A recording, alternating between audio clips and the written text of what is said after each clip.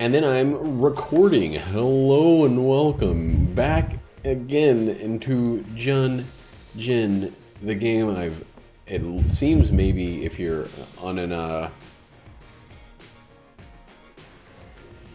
it might seem like I've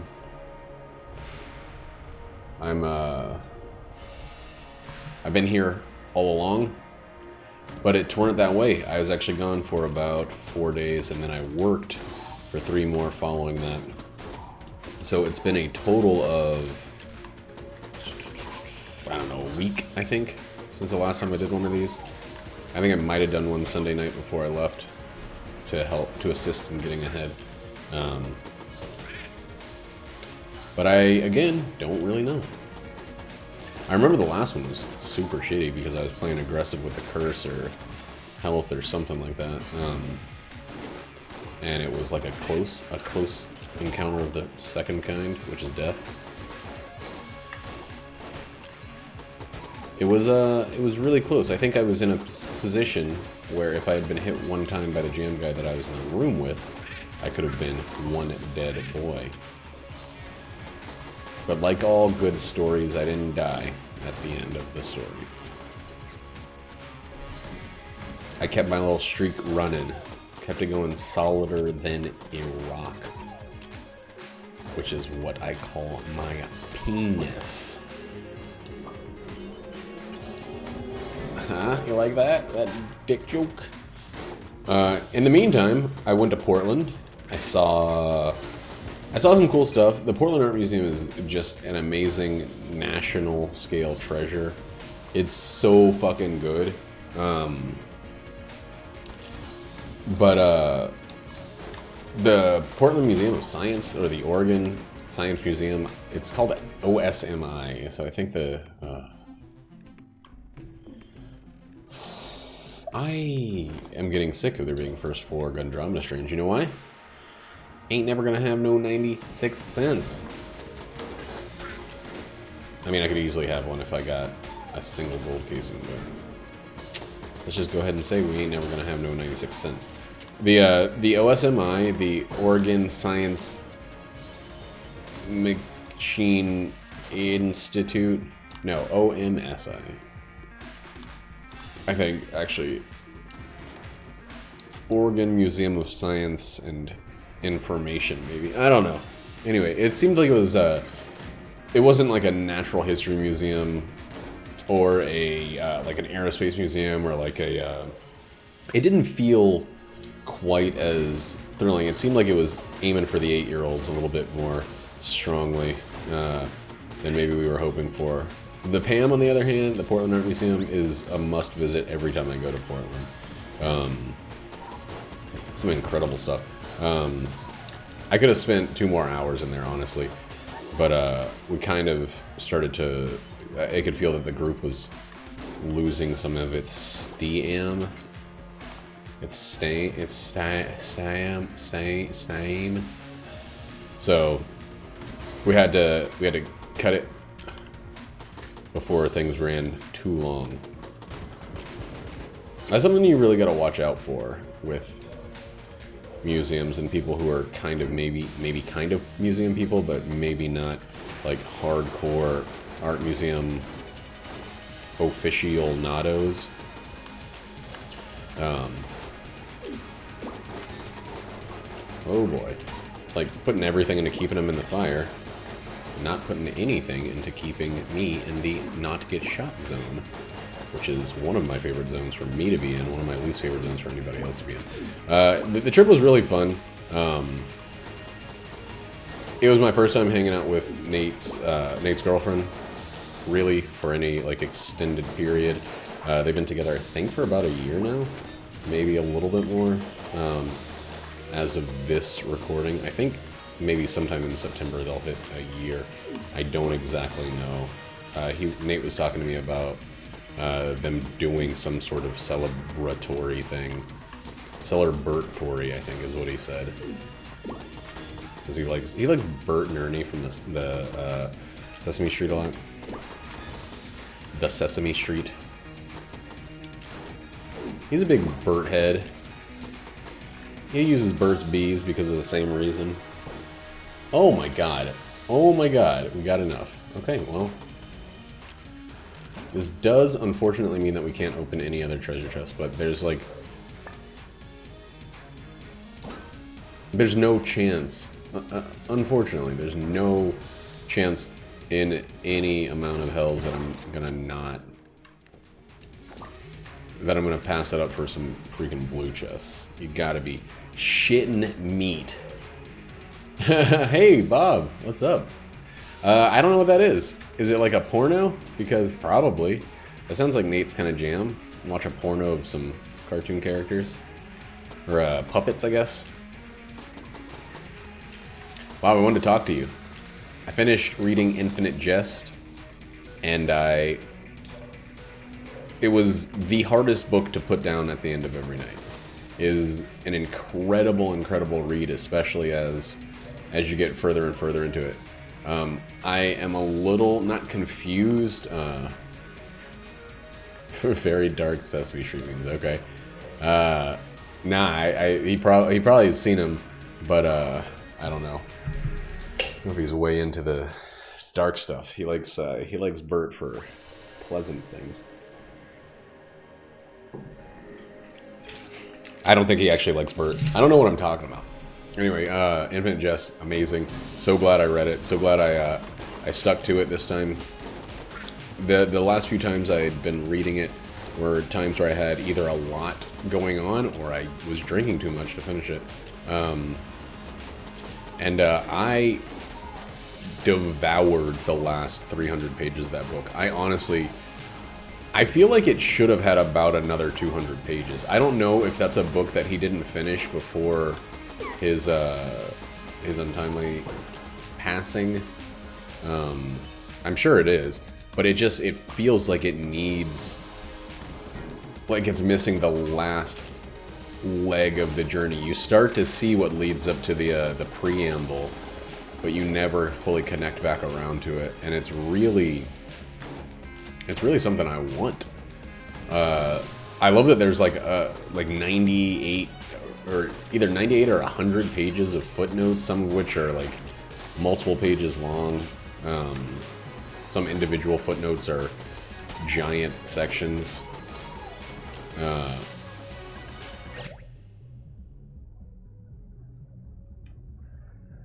Beartown. I think you told me about Beartown before. I believe you did. I'm in the middle of... I'm actually reading a Night Vale book right now.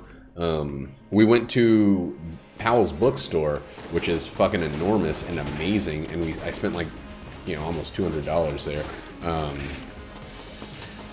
think they call it like, you know, it's like as big as a city block and it's 4 stories tall. But I got Night Vale, I got an Italo Calvino book, which I've been meaning to read for a long time. I've read 2 of his books, If on a Winter's Night, A Traveler, and something else, which I bought If on a Winter's Night again, because I don't have a copy of it. I also bought Invisible Cities for 2 reasons. 1, I think it's his most famous work. 2, I believe it has the prettiest book cover I've ever seen. The book cover is just an embossed all-white book cover with the word Invisible Cities in like gray. The image that's on it is only visible through it being pressed into the book. It's not visible in and of itself, or it's not like printed. It's just pressed, which is fucking cool. And I love Calvino. We studied him in my English class in high school, that's where I read If on a Winter's Night, A Traveler, and I think I read something else to him, told from the point of view of a clam or something like that. I can't remember. It might have been a novella or something. Yeah. I also bought a copy of my old fiction teacher's book. It's called Novel. It's by George Singleton, or Singletary. He taught me fiction when I was in high school, and I remember it being a really good Southern book.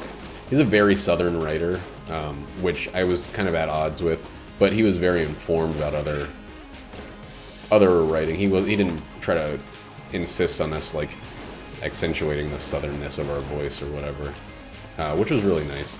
He kind of let us have our own very, very different voices. It was more about just always exercising the muscle. But novel, I remember being a good book, a quick read if I remember correctly. Not a deep dive, which Night Vale is also proving to be a very, very, very quick book, and also one that I'm having a hard time enjoying. I haven't listened to the Night Vale podcast at all, but it seems like the main issue I'm having with the book is it's got like a case of the what do you call it? The Chuck Palahniuk syndrome. Terse utterances, factoid. Not factoid so much as Palahniuk does, but damn.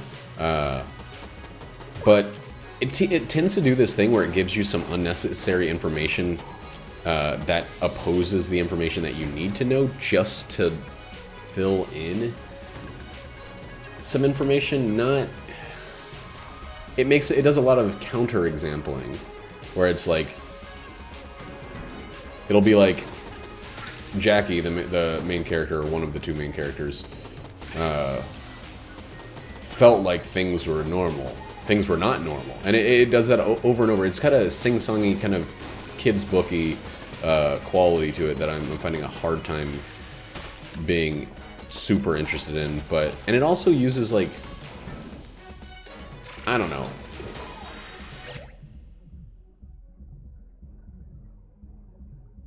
Yeah, well, The Big U was his very first book when he was, like, in college, right?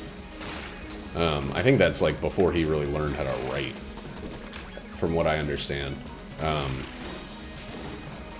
I've kind of avoided that one. I'm still gonna read The Fall, or Fall, I think it's actually just called, just no the. Yeah, Big U I've heard pretty bad things about in general for exactly that reason, where he doesn't really know how to write. It wasn't until, and even you can kind of feel a little bit of him not knowing how to write when you read, not Cryptonomicon, what was the first one? Snow Crash. Snow Crash had some really good ideas, but was kind of written in an obnoxious way a lot of the time, or read in an obnoxious way because of how cool it was trying to be, how cyberpunk it was like, it felt a little like, I mean, maybe that's what it was important at the time, but it felt too Cowabunga, California cyberpunk. It is like, yeah, like that was the problem I had with Snow Crash. Big U Drax, okay. Yeah, I'm still a fan of Neil Stephenson. I'm listening to Anathem again. Anathem is an incredibly constructed book, and it's like bordering in on Seven Eves as my favorite of his works. I think that his historical novels, the System of the World, or whatever the whole series is called, I can't remember, are amazing. They're amazing for their accomplishment. They're amazing for their attempts at historical accuracy and speculative fiction. The Baroque Cycle, that's what it's called, yeah.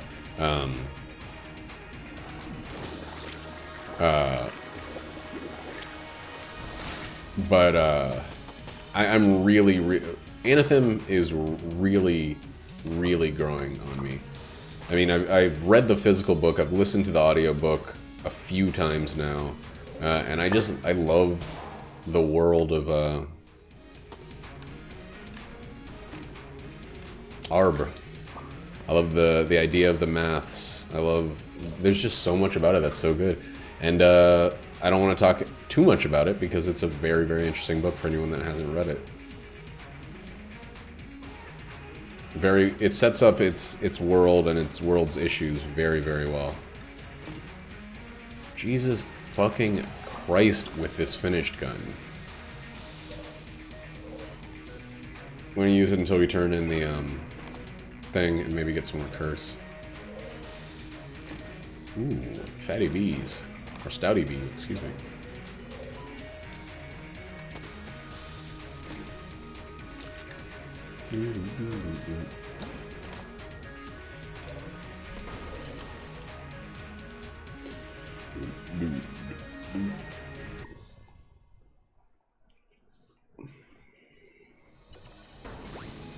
Yeah, and I also don't want to use... I don't want to be beholden to it for the entire run, you know? It's one of these guns that's... It's too good. It's too good to want to use. The challenge doesn't exist because it's not supposed to be part of a challenge. It's supposed to be a reward for all the other challenges you've overcome. And I want to still have a little bit of challenge on the run. But right now, we're going to turn in this thing, if possible.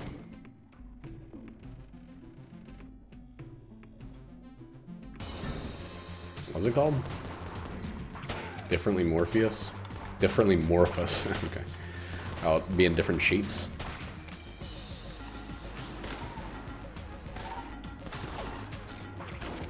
Who dare shoot at me?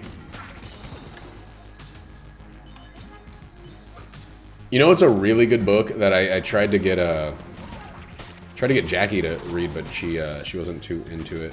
It's called Over the Horizon or something like that. Oh man, I need to look it up. It's a really good book. I read it. I picked it up at random last year. In the Distance. It's by Hernan Diaz, and it's extremely good. And I can never remember what the actual book is called. Yeah, Stout Bullets. Yeah, In the Distance. It's so freaking good, and it's probably like once I finish these books that I bought, I'm gonna read I think it's Charlotte Ng's book that Jackie just finished, called Little Fires Everywhere. I have another Michael Chabon book that I want to read. I really liked his biography, his biographical book about his grandfather, who was way into NASA, who helped invent the personal model rocket. And I can't remember the name of the book. It's really good though.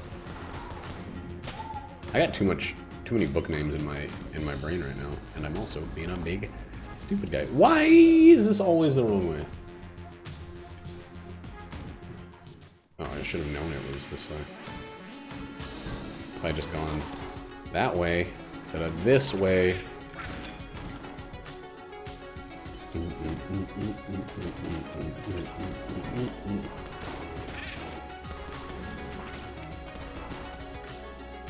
Moonglow, you are correct, sir. Yeah, Moonglow is very good. Yeah, it's got matches. No, is that another Chabon? Chabon? Or Mikey Chabs? As he's known amongst his friends. Mikey Chabs.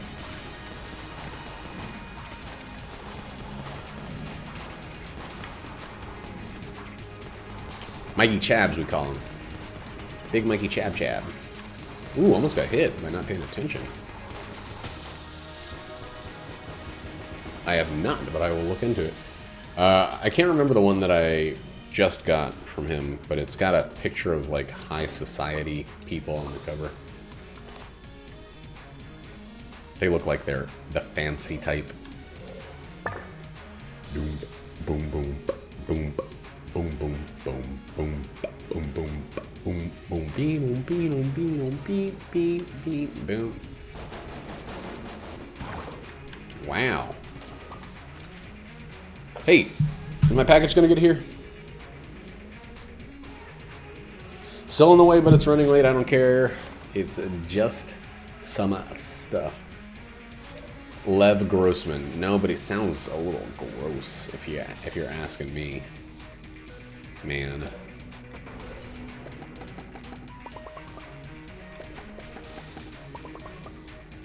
No, I have not read any Levi Gross. Any little Levi Gross. I feel like I saw the thing. I'm not going to the rat. I don't feel like doing the rat. first run back. Ooh, a scouter. Oh yeah, I need to be doing my thing. 1, 2, 3, 4, 5, 6.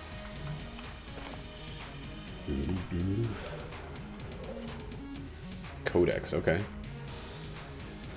What Stevenson books have you read, Bob? Oh man, I can't do teen angsty. I remember you suggested a book to me that was pretty, it was, I didn't finish it. It seemed a little, kind of teen angsty, kind of like, the world's tough and we're tough too. I bought a copy of it. Cryptonomicon, Brogue Cycle, Snow Crash. You should read Seven Eves and Anathem. Those are the two tops, as far as I'm concerned. Oh, okay. Yeah. Seven Eves I liked. I still have a problem with. I'm so stuck and fascinated with the characters of the first major section of the book that I find myself a little bored in the second half or second movement. No, because I don't like magic. I have such a problem with magic. The problem is that magic is usually pretty inconsistent, and it takes a very steady hand for me to find for magic to be done right, in my opinion. And as much as I like Neil Stephenson, I don't want to stick with pure magic. I want to stick with more science-focused stuff from him.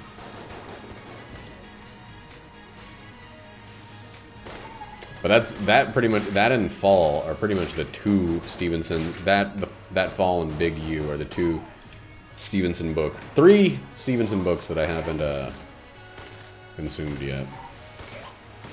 I think he might have something that he wrote with his brother too, or something like that. The last time I read a book that was about magic, it was the Alvin Maker series by Orson Scott Card. I don't do fantasy. I don't do magic. I don't know. I'm kind of a dick about it, but I just don't. I don't like it, I guess. There's just an inconsistency. There's a really great video that I think a lot of people have probably already watched on YouTube about hard versus soft magic systems. And they put the Last Airbender as an example of a hard magic system, and that's something. Yeah, I read that already. That's one that I actually got suggested by the salesman at a bookstore when we were in Cannon Beach, I think. It's a pretty quick read. This is very well written. That and Severance were two that I read from that suggestion. The problem I have with the Incendiaries is the problem I have with, I guess maybe it's just any kind of supernaturalism. Religion is something that I wrote a lot about myself, and I dealt with in kind of a personal way a lot growing up. And so when I see it being used as a primary subject matter in a book, especially cultish focus on religion, it seems like I want to say punching down, but religion is so big and prevalent in most people's lives that I know it's not that. It's that it's a really just interesting thing to write about, but it feels like punching down to me. Like religion is, here's how I'll say it, and it's very condescending the way I'm going to say it. Religion is so silly and ridiculous to me that it feels too easy to use it as a catalyst for poor behavior. No, I don't know anything about Boyagoda. That's not a name that rings a bell for me.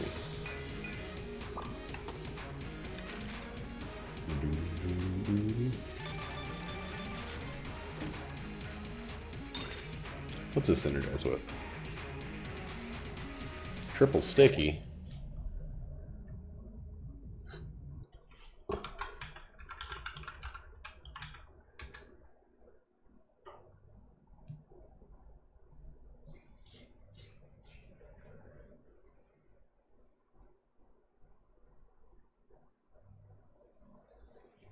Oh. That seems cool.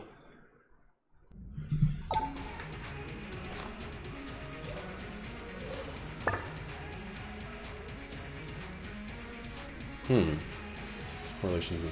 What is it? I look up there. Look up there. Okay. Yeah, that sounds really interesting. There was one book that I read about that was specifically about religion that kind of was like, I was like, oh, I feel like this is the last book I'm gonna read about religion, but I can't remember what it is. I read a lot of books that I loved growing up that I don't think I'd love too much if I read now. Like Independence Day, it's not about the movie, the stuff that the movie's about. So a book that I really, really loved when I was in high school, that I think might be stupid. Finovar Tapestry, no. I've not read that one.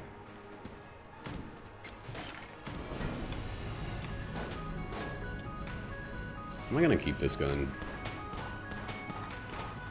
I think I'm gonna sell it. I think I'm gonna sell it on this floor. And just struggle through the rest of the way.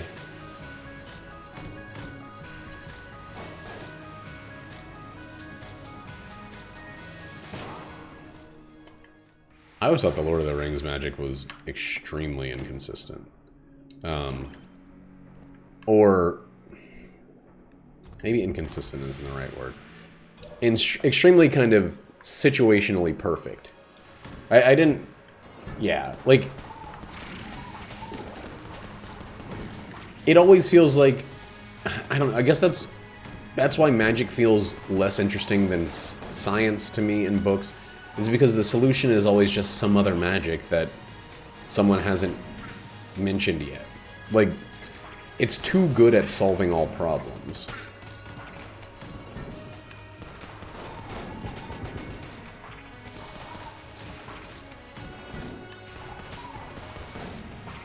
When you have that, it makes it so that every struggle, even character deaths, even things like that, feel arbitrary. Ian Banks, no. They do the same with technology. It's true. Technology is not forgiven, but usually... Oh, the Ian M. Banks ones do. Usually technology in books, you can at least follow the path. You can follow the development instead of someone just being like, now technology can do this thing that it couldn't do before because we need it to progress the story.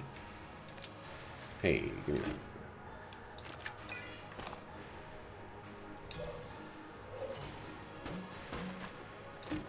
Ooh, baby.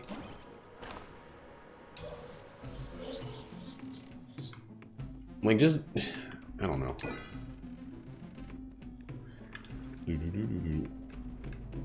Alright, you're out of here, finished gun. Sorry, but... Screw you.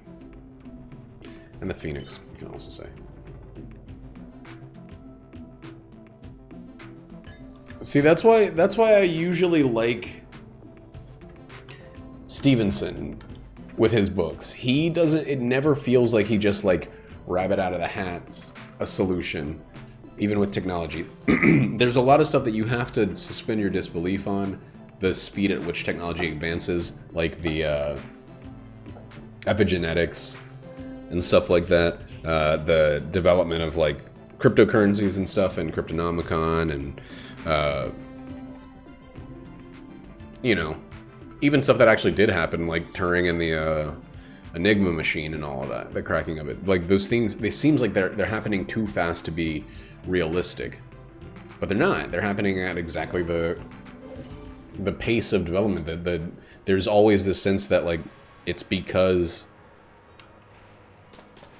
because that's what people are focusing on so intently that they're able to, you know, to find those solutions.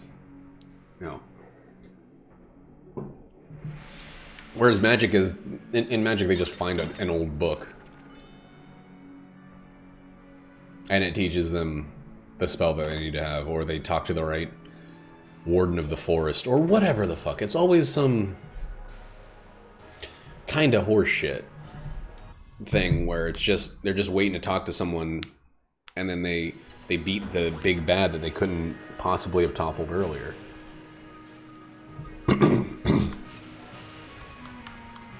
I don't know.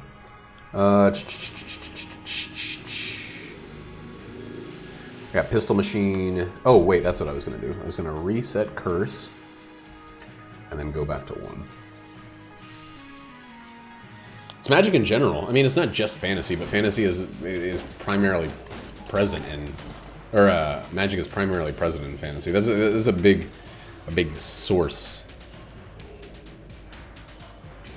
a lot of the time. Oh my god. Wow. Not the only place you find it, but a lot of the times it's very, very often there. That's why, you know, that's why I'll bring up Avatar again. Avatar felt great because not only is elemental stuff pretty easy to make the obvious connections when it's used right, but the way they made even more specific stuff, like the connection of the moon and water, the connection of certain animals with certain elements and things like that. It never felt like shit was just popping up because it was convenient, and you actually saw people struggle. At least, you know, you knew they were gonna win. You knew that they were gonna have a stronger magic spell or whatever, but like, it always felt right. It always felt... It felt like it was a part of personal growth instead of just like arbitrary, we need to beat the bad guy kind of motivations, or not motivations, what am I thinking of? Oh god, wow, that's close. This is like the guy to have slow shots against.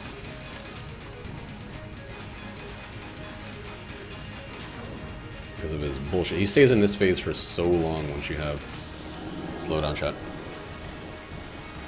No, but it's not just necessarily the stories being about the magic. It's about the presence of magic as a technology. Magic as a problem solver. It's the reason I have issues with magic is that it usually is too capable of doing whatever is needed without it feeling like a genuine struggle. Like, it doesn't feel like a genuine development. It doesn't grow and evolve naturally. Right, and that's why they always include characters who can't use magic and show that they're just as capable. That's why, oh my god, I need to finish rewatching the first series. But that's why they have, like, one central character in Avatar and in Korra who cannot use magic, and is still able to keep up with everybody through sheer determination. Through their desire and need to solve the problem, they can work it out themselves, and it's, you know, it makes it much more obvious that magic is not the thing that fixes everything. It's someone's willingness to do everything to change their situation. I don't know. I haven't watched a lot of Harry Potters, but it always seems like they're just waiting for the next magic item or the next magic spell to be revealed or the next person to have been related to the next right person for it to be... You know, it's kind of like the old Star Wars movies. The old Star Wars movies, you always... Force was whatever you needed it to be, right? When it was science-y, when it was midichlorians or whatever, it was stupid because it was so tacked on. But when it was magic, it was always still blood-related for some reason. You had to be a direct descendant of somebody in order to have as much force power as them. Challenge mode. What do we got?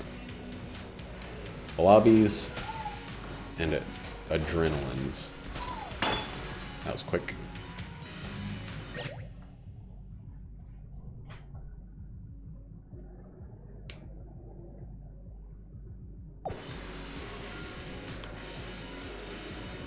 Yeah, that's something I could give some more attention to. It's honestly something that right, yeah, you don't want it to be too specific because then it's very, very easy to pull the threads and see it all kind of fall apart. Once it's basically just science, then why even make it magic? And then consistency has to be like absolutely perfect for it to always hold true, etc., etc. What am I even using? I don't feel like I've been using any one gun too much.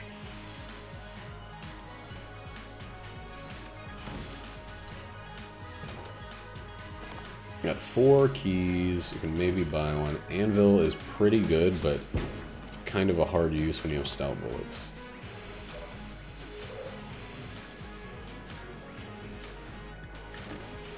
And a bunch of more keys for free. Okay.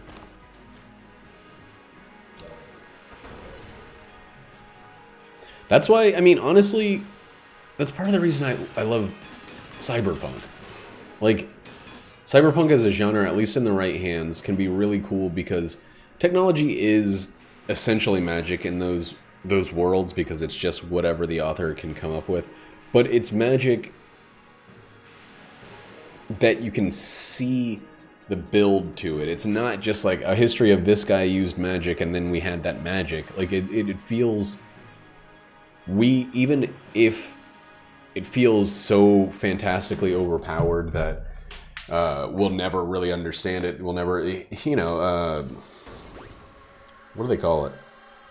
Ghost in the Shell or whatever seems so far away, but it's not really. Like, we're getting closer and closer. The Neuralink thing that Elon Musk is a big part of seems like the first steps into something like synthetic bodies with a human brain encased inside of them. Like, it doesn't feel so far away that it's not just like, snap your fingers, here's a flame, all thermodynamics out the window. Like, I don't know. Yeah, I could totally agree with pulp science having a similar, oh god, that was scary. A similar thing. Especially, like, all the stuff that we now call retrofuturism,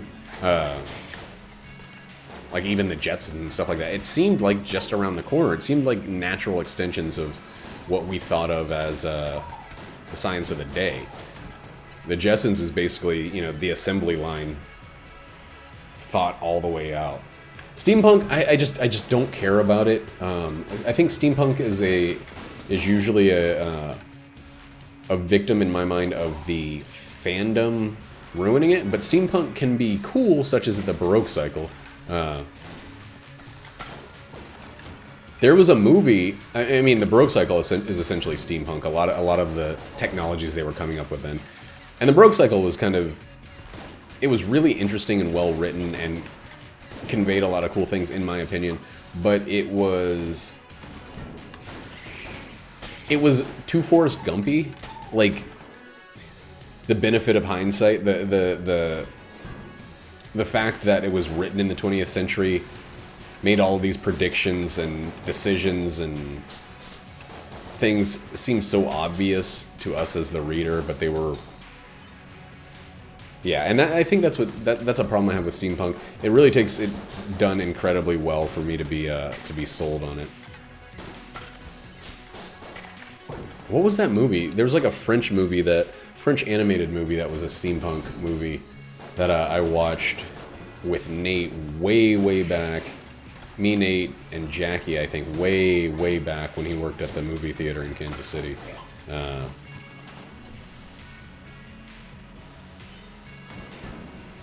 That might be it. Yeah, I think that was it.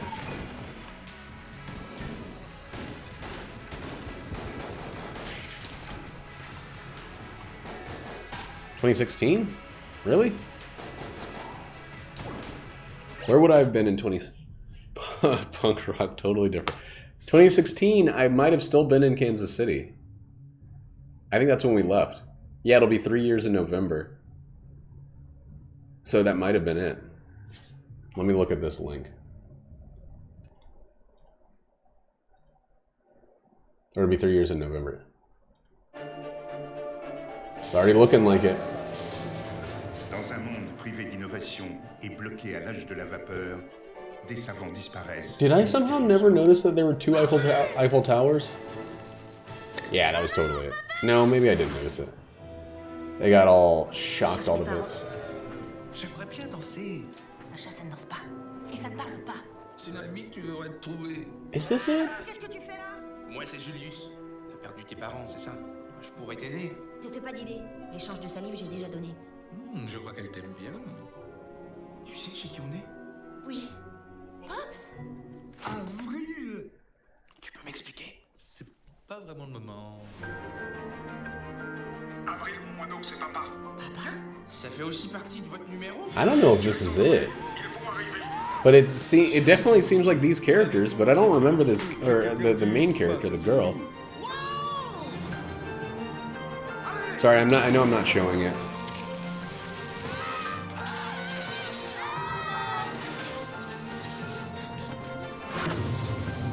I guess I don't remember it. It has a Ghibli-esque quality. Yeah, I guess this was it.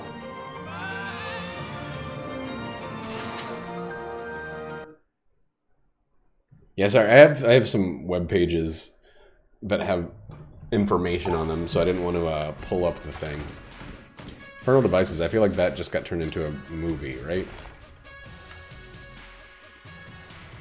Later, Bob. Always fun talking books to you. Manbu, how have you been, by the way?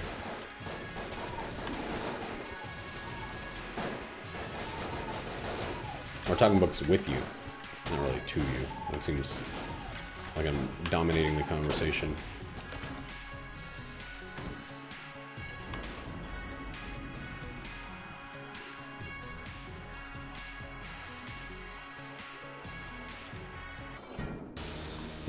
That's not gonna work. Maybe, actually.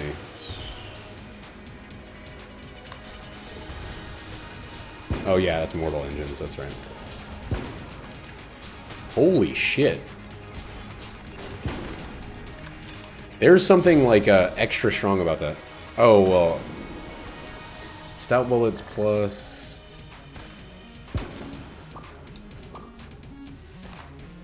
We have Gandromeda Stream. I don't know how that happened, how that went down that quickly. That was really impressive. Oh, absolutely. Damn it.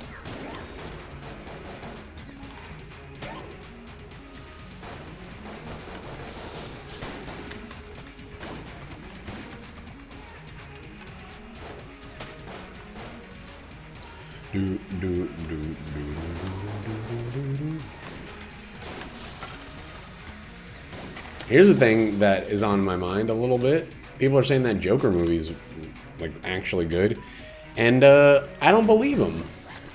As stupid as that sounds, I don't have any reason to not believe them. Besides, the last trailer left me like really kind of underwhelmed. And I know a trailer does not 100% of a movie's quality impart, but it felt like, I don't know. I don't know why I felt so underwhelmed by it. But people are saying Joaquin Phoenix does his thing really well, which he's known for doing his thing, or else it wouldn't be his thing. It would be just a thing that he does.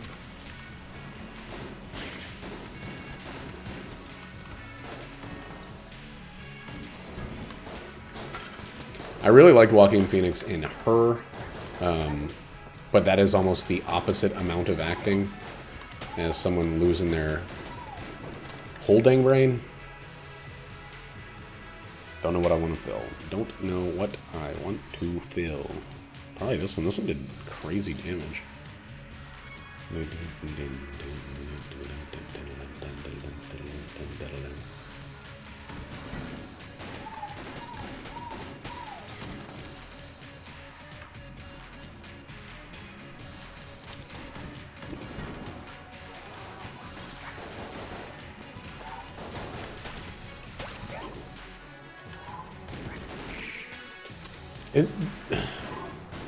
This run is really deceptive. Not deceptive like we're gonna have trouble with this run, but deceptive like it's making guns that I don't think are actually very good seem fucking incredible. Oh, hell yeah. I'd like to throw this away, please. Make a little money off of it.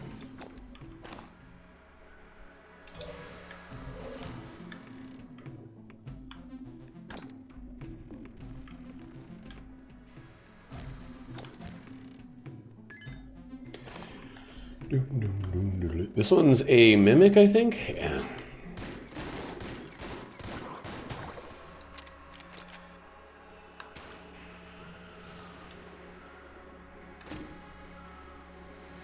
Well, we're gonna go do another exact same thing.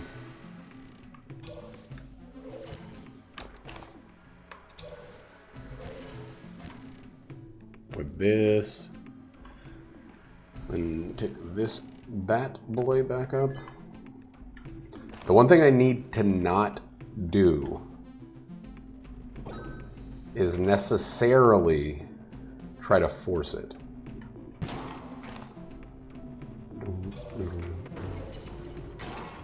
Dang. That's not something I was expecting. Boom. Oh no, you haven't. I thought you unlocked the unlocked the robot before. I thought I remember you having done that. But you were working on something else where you needed the robot to have done it. Maybe I'm conflating a couple stories.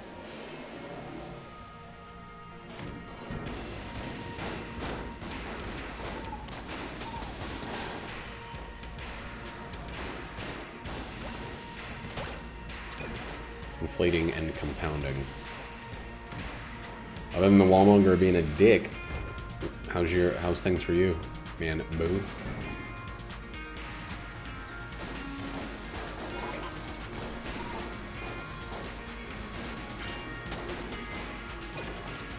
God dang. So towards the end of my, I was playing the game a lot before I went to Portland, and I was starting to have. I mean, I had like the closest to a loss of a run I've had in a very long time. A very, very long time. And I think taking some time to stop playing it has really helped my performance. Taking a little breathy. Also, getting that gold casing, that incredibly unlikely gold casing on the first floor. And getting the Andromeda strain really, really helped.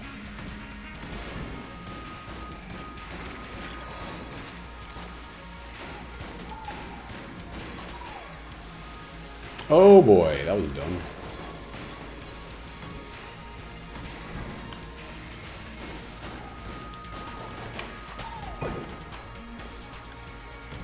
Couple of blinks.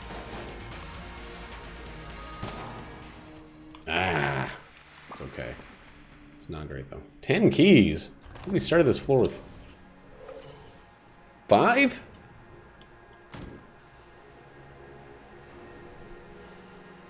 Why did he, how did he eat it? You threw it down and then, where he ended up was on top of it? I think I've had that happen with the wallmonger before.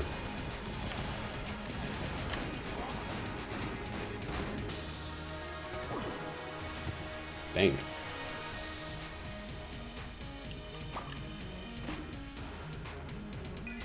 There's a secret room with a challenge room in it? I didn't know you could have secret challenge rooms.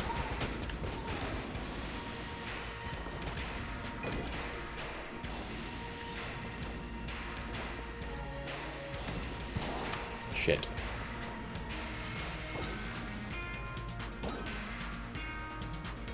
Is it right here? Where is it? Wait, does the secret room lead to another secret room?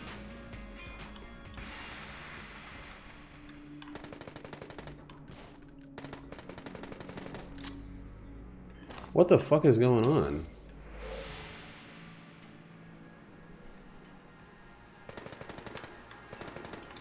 Okay, well, definitely check that out after the boss. But holy shit, that's weird.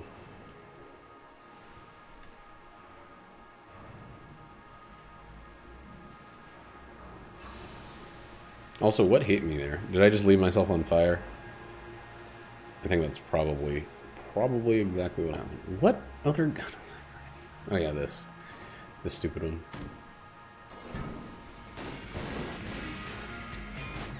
You know you can throw the TV, right? That's how you use it. You use it as an item, and you launch it. You're not supposed to have to ignore it. You have to skip hits with it. I don't know if you're still there, Mandu, but that's something that it took me a little bit longer than I care to realize about that particular item.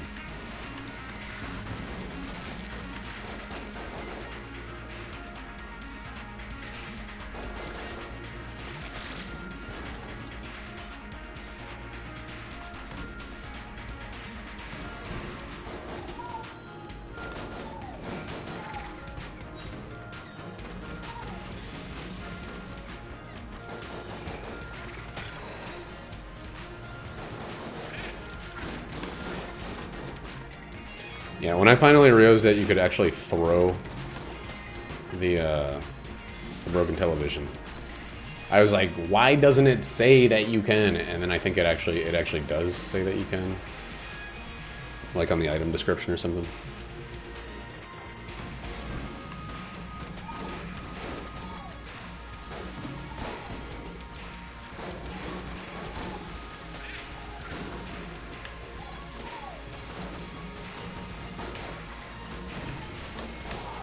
Bang. Starting to get hit a little bit because I'm not paying attention.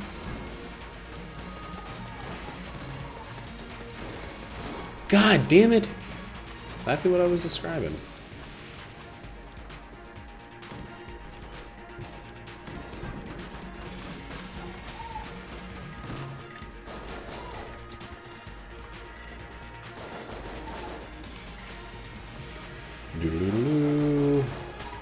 I still don't have a solid...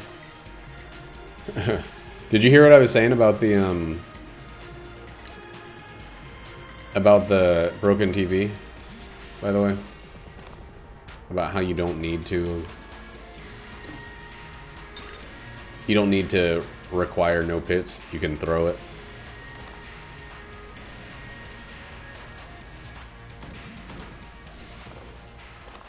I don't know if you caught that part.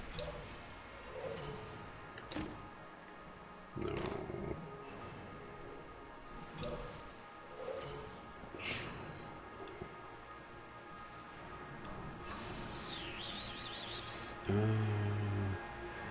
I don't really know what to use here.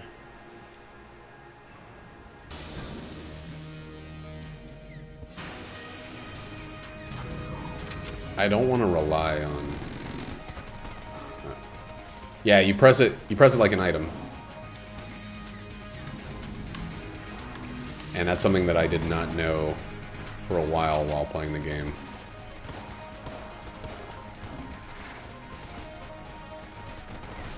It's gonna seem so obvious once you start using it.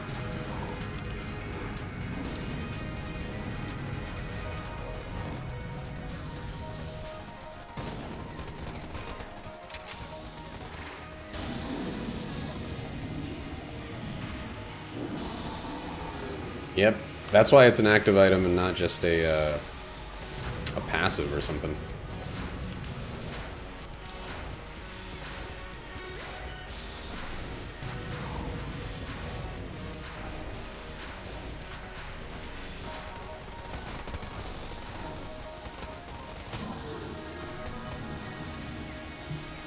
Oop. So the best way to deal with the wallmonger is to actually throw it behind you, or throw it forward at the beginning of the very beginning of the fight, and then let him kind of pass the spot where he is. Because what's happening is he's not destroying it by just standing on top of it. He's destroying it by what do you call it? By stopping on top of it, by ending on top of it.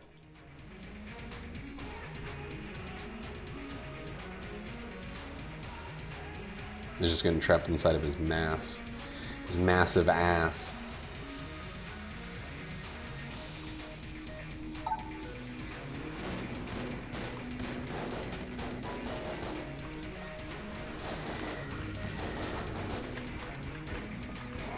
Mother of God, fuck. I gotta remember to use some of my stuff before I get hit.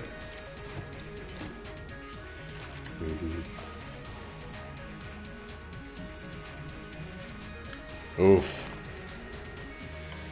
I've done that. The main way I've lost the broken TV back in the day was by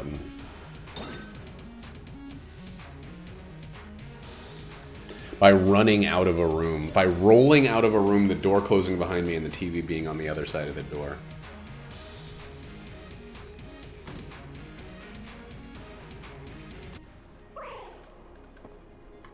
Whoops.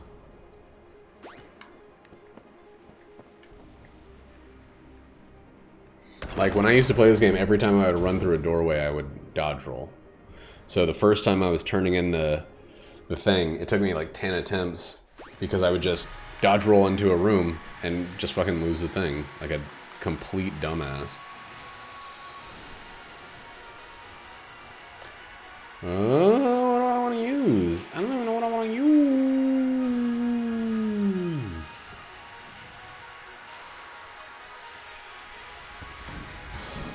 Finally, huh?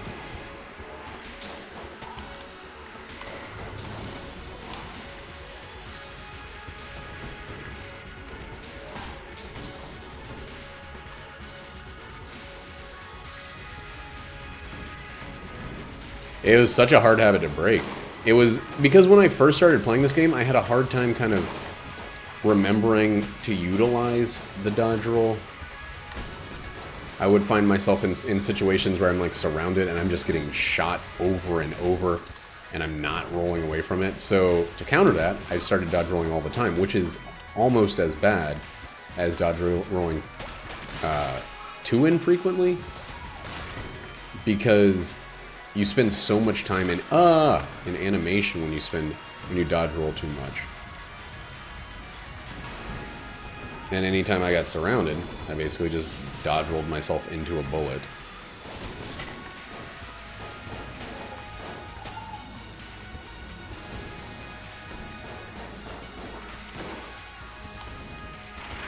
Oh, those are not my own bullets. Okay. What the fuck, game? I don't need the mega hand. Oh, that's funny.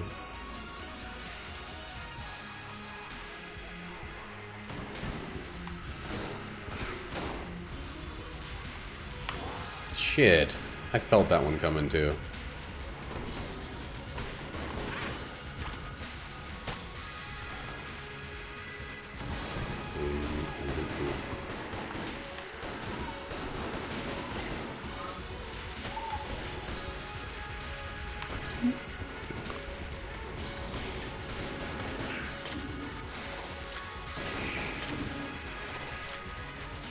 They did not.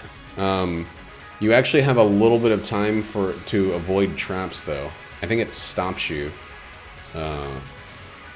before you fall into a pit. They gave you a little window of invulnerability or something with the last update.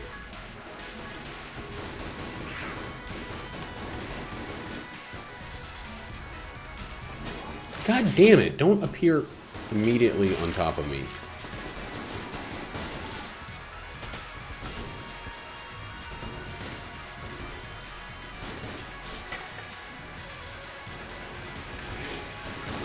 It's weird, the bullets from the Frost Giant, when you have stout bullets, they look as big as the Anvil's bullets.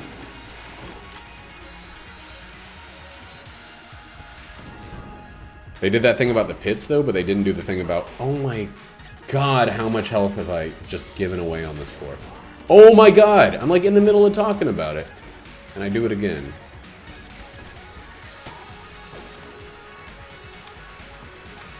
But, yeah, if there's a room with, like, rolling pins, which is what I call those spiky things, you'll still take damage, like, immediately in a new room.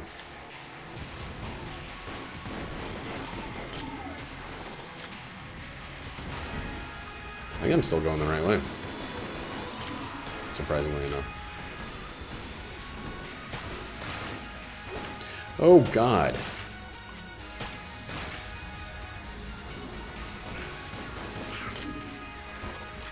Yeah, that used to happen all the time. I think they lowered, or they put a little buffer in which you won't take fall damage in a room like that these days, or something. I think I've had it happen to me since then, so I think maybe they decreased it on a later patch.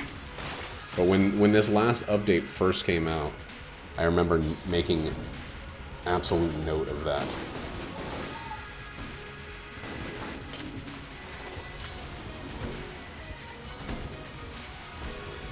Look at these turds being 1 HP away from death. And still existing. Wow. My coolness, like, doesn't exist. And I'm getting a ton of random treasure drops.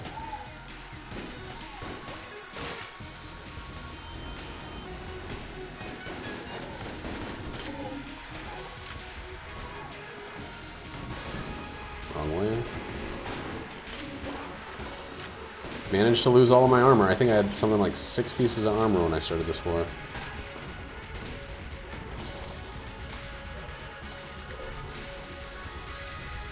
Man, I am fucking tired. I had to be up at 6 a.m. to go into work to do inventory today.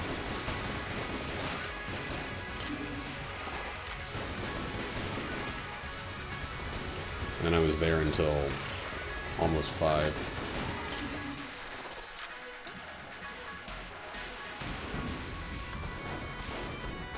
Wow, way to go, homing bullets.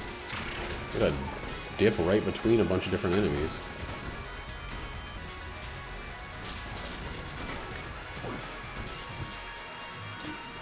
Holy shit, these are some incredible green chests I'm getting.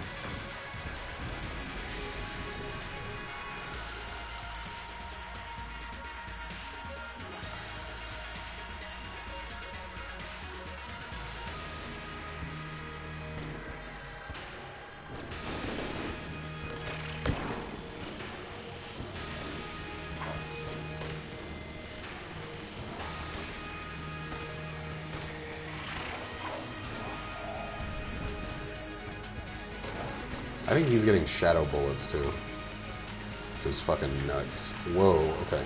Is my speed increasing due to the M1 multi-tool? Catherine Zeta-Jones, oh, she dips beneath lasers, ah.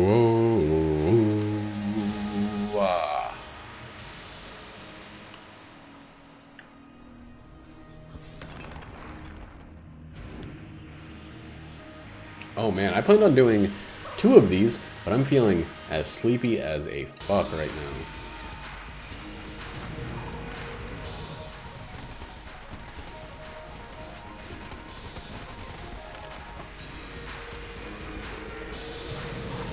So there's something about stout bullets or something that's actually fucking up the way that black hole gun is working. In a good way. It's like fucking it up in my benefit. Whoa, don't, come on with that shit. It's like making the thing get caught on the enemy or something. Oh god! Wow.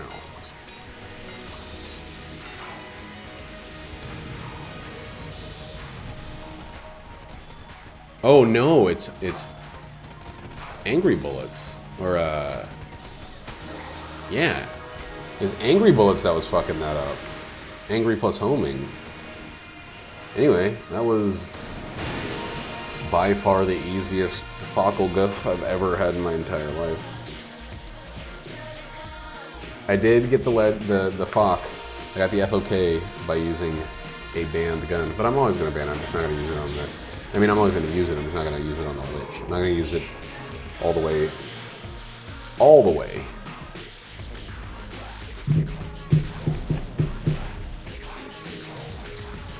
Oh, try to get to Dungeon Week. Yeah, that was actually a very Ezpez style run. When you get the Gundromeda strain on the first floor, it is over like Cloverfield. It's over like Ben Dover.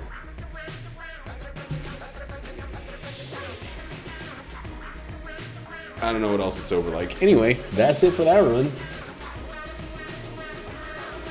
We're gonna be on 131. I think I hit it